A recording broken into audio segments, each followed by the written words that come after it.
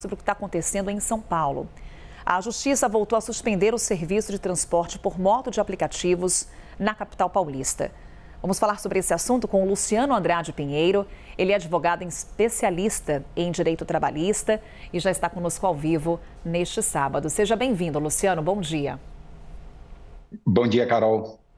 Bem, a gente teve um vai e volta com relação a esse tema. Em 2 dias, uma mudança de entendimento, inclusive com uma decisão aí da Justiça que recomendou a regulamentação do serviço de mototáxi em 90 dias.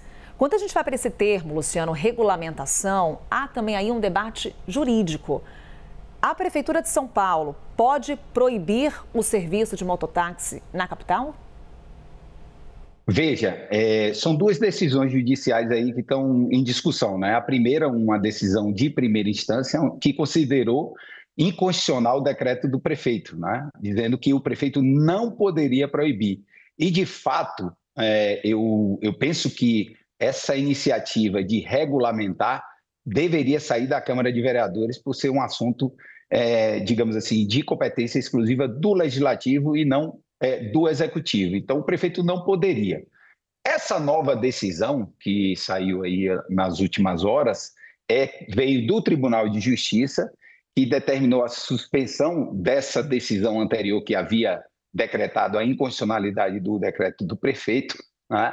E essa decisão ela é mais cautelosa. Ela diz, olha, em 90 dias tem que regulamentar, tem que dizer quais são as regras para a prestação desse tipo de serviço. A decisão é ruim para o trabalhador, né? O trabalhador que adquiriu sua moto, que está pagando financiamento, que vai deixar de ter sua receita, isso vai impactar diretamente no trabalhador. Temos aqui Pedro Duran também, Luciano, para essa conversa conosco, trazendo outros aspectos para a nossa entrevista. Por favor, Pedro. Obrigado, Carol. Luciano, bem-vindo à CNN, bom dia. Queria aproveitar exatamente a tua especialidade, que é a área trabalhista, para te perguntar o seguinte. Ontem, estava conversando com uma pessoa que pegou um mototáxi depois da nova proibição. Quando ela embarcou na moto, o mototaxista disse a ela o seguinte, olha, eu vou te levar, e os aplicativos estão fazendo taxas baixíssimas para incentivar, né? A 99 fez 36 mil corridas no dia em que foi liberado. Eu vou te levar, mas eu te aviso o seguinte, a gente pode ser parado a qualquer momento e aí você vai ter que dizer que você é minha amiga ou que você é minha conhecida, que eu estou te dando uma carona e não que eu sou seu motorista. Minha pergunta é, a empresa, sabendo que há uma proibição vigente, pode colocar o trabalhador nesse constrangimento? Quais podem ser os impactos trabalhistas para uma situação tão delicada como essa, Luciano? Isso é uma discussão muito atual, né? Essa relação entre o motorista, e aí não só o motorista de táxi, mas o motorista em geral de aplicativo e as plataformas que gerenciam esse sistema informático dessas corridas, né? Isso é um assunto que está na pauta do dia. Eles não são empregados dessas empresas, né? Eles são cadastrados como prestadores, como alguém que está acessando uma plataforma que, na verdade, lhe presta um serviço. Ou seja, quem presta o serviço é a plataforma e não o trabalhador. Compreende? Quando eu me cadastro lá na plataforma, eu aceito os termos que ela vai dizer. Eu vou pegar a corrida, vou te dizer onde é que você vai pegar o passageiro e onde é que você vai deixar o passageiro. Então, não há uma relação propriamente de emprego. O que está na pauta do dia é justamente uma regulamentação dessa relação entre o prestador, seja o mototáxi ou o motorista de aplicativo, né, o motorista de automóvel, com essas plataformas. Porque da forma que hoje se encontra, digamos assim, está completamente dissociado de uma proteção, tanto de quem trabalha quanto da plataforma. Por isso que a gente vê decisões judiciais trabalhistas, né? Ora reconhecendo vínculo de emprego, ora dizendo que não tem reconhecimento de vínculo de emprego.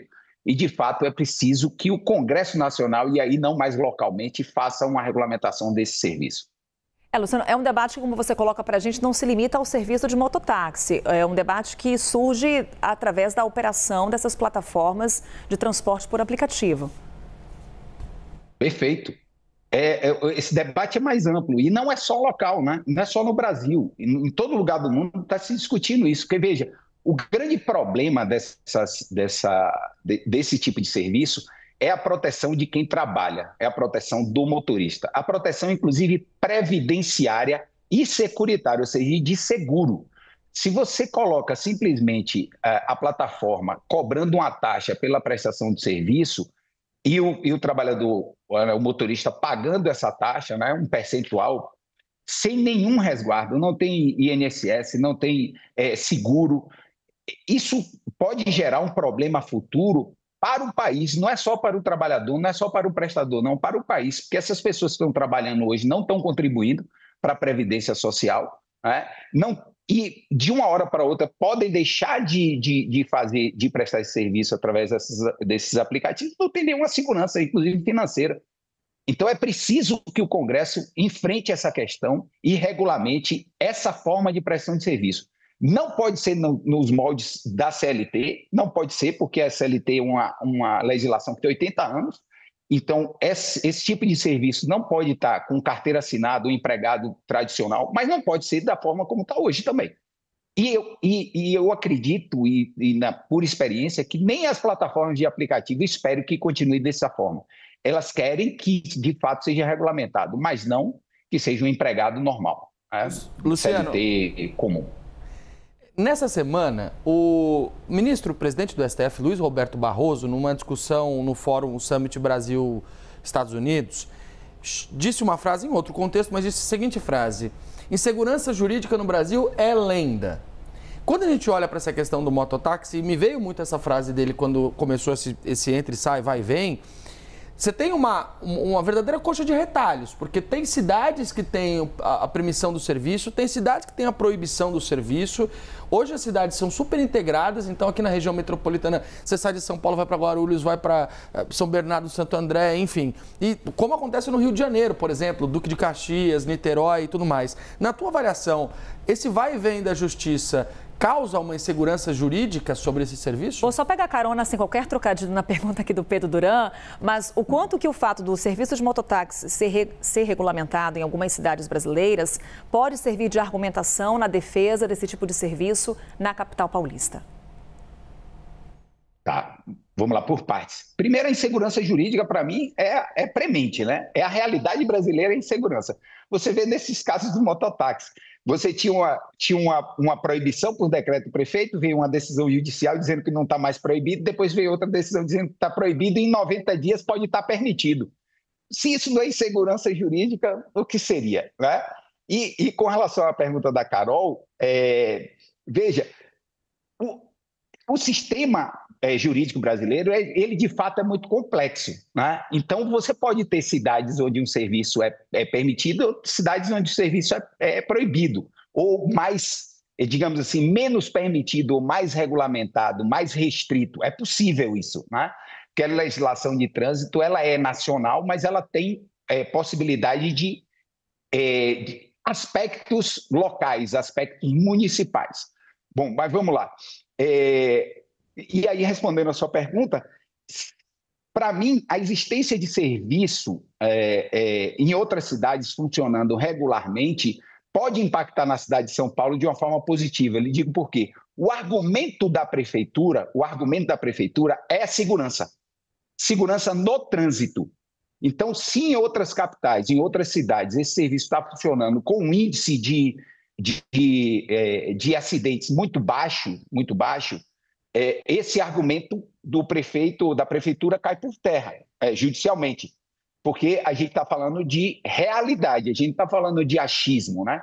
A prefeitura dizer, vai causar insegurança, sim, mas onde está instalado? Causou insegurança no trânsito? Causou mais acidentes? Qual é o percentual de acidentes? Então, é possível que, de um lado ou de outro, porque se tiver muito acidente, é evidente que o argumento da prefeitura se fortalece, ou se não tiver acidente ou o índice for muito baixo, esse argumento é enfraquecido. Luciano Andrade Pinheiro, nessa conversa aqui conosco na CNN Brasil, ele é advogado especialista em direito do trabalho. Mais uma vez, Luciano, muito obrigada. Até uma próxima oportunidade. Muito obrigado, bom dia a todos. Obrigada, Pedro Duran, que está acompanhando bem de perto esse assunto, trazendo sempre aqui as novidades. Até já, Pedro. Até já.